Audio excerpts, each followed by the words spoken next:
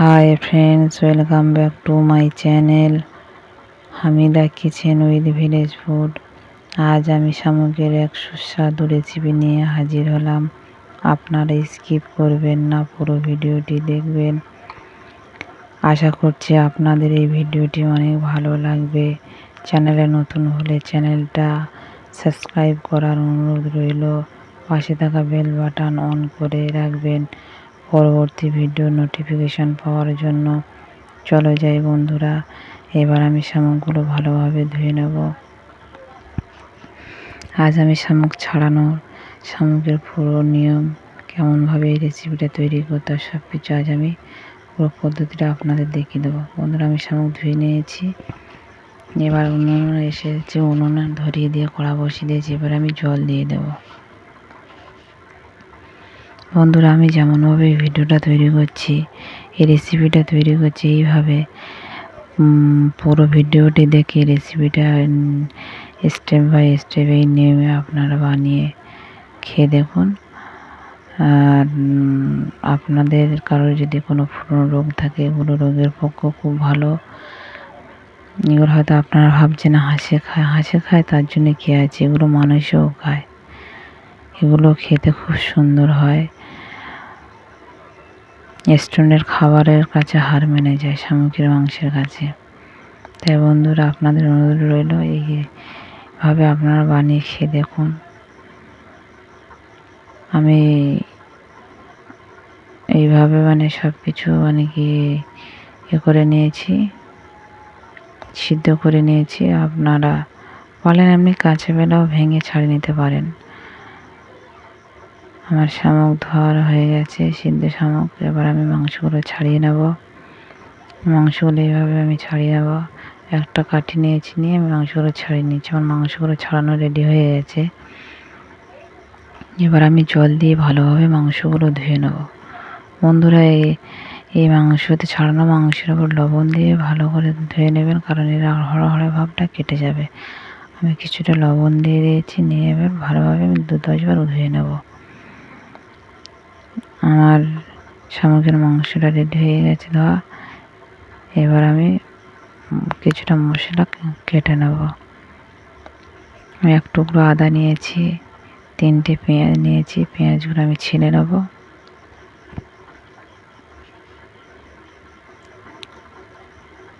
পেঁয়াজ ছেলা আমার হয়ে গেছে। এবার আমি রসুনগুলো ছিলে নেব।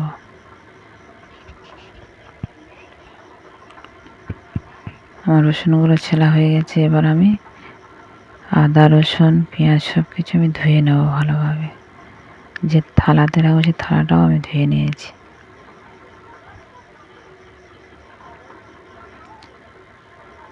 এবার বন্ধু, চলো আমি পেঁয়াজটা কেটে নিই। আমার পেঁয়াজ কাটা রেডি হয়ে গেছে। আমি 3টে পেঁয়াজ নিয়েছি। এবার আমি আদা রসুনগুলো ভালোভাবে ধুয়ে তুলে নেব। আদা রসুনগুলো তোলা হয়ে গেছে, এবার আদাটা আমি তুলে নেব। চলো যাই বন্ধুরা, এবার শিলে গিয়ে আমি এগুলো বেটে নেব।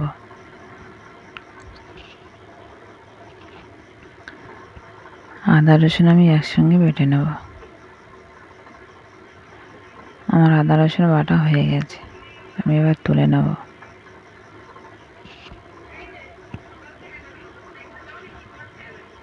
এবার আমি পেঁয়াজগুলো বেটে নেব।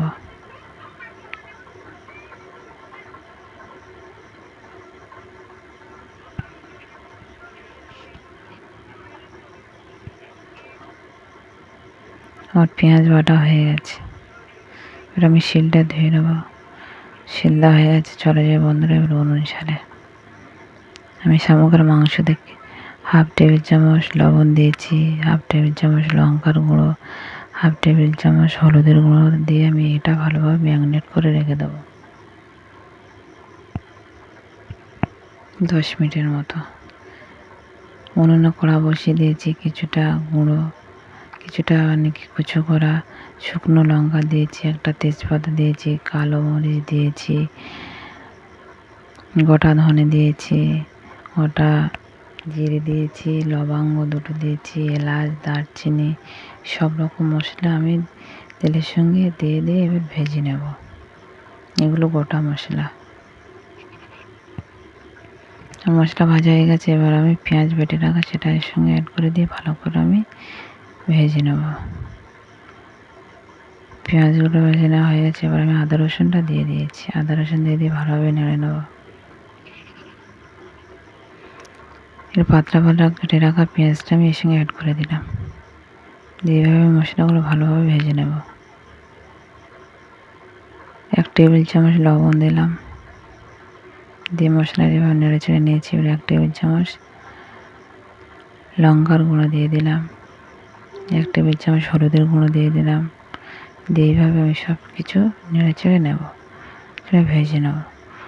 মশলা ভাজা হয়ে গেছে, এবার আমি শামুকের মাংসটা ম্যারিনেট করা ছিল এর সঙ্গে অ্যাড করে দিয়ে এবার আমি ভালোভাবে কষিয়ে নেব।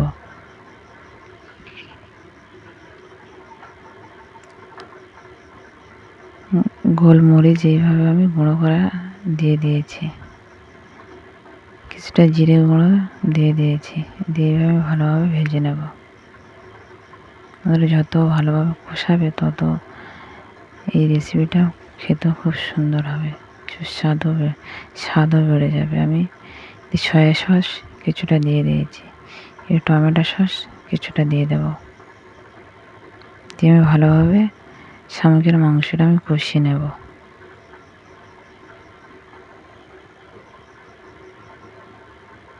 এভাবে কষিয়ে নিয়ে আমি একটু জল দিয়ে কিছুক্ষণ আমি রেখে দেবো ঢাকা দিয়ে। নেড়ে নিয়ে আমি ঢাকা দিয়ে রেখে দেবো।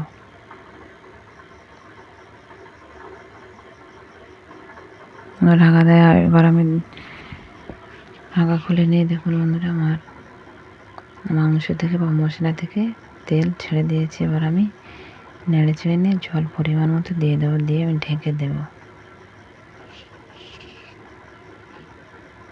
ঢেকে দিয়ে আমি কিছুক্ষণ রান্না করে নেব। কিছুক্ষণ পর আবার ঢাকনা খুলে আমি গরম মশলা গুঁড়োটা অ্যাড করে দেবো। গরম মশলা গুঁড়োটা অ্যাড করে দিয়ে একটু নেড়ে নিয়ে আবার ঢেকে দেবো।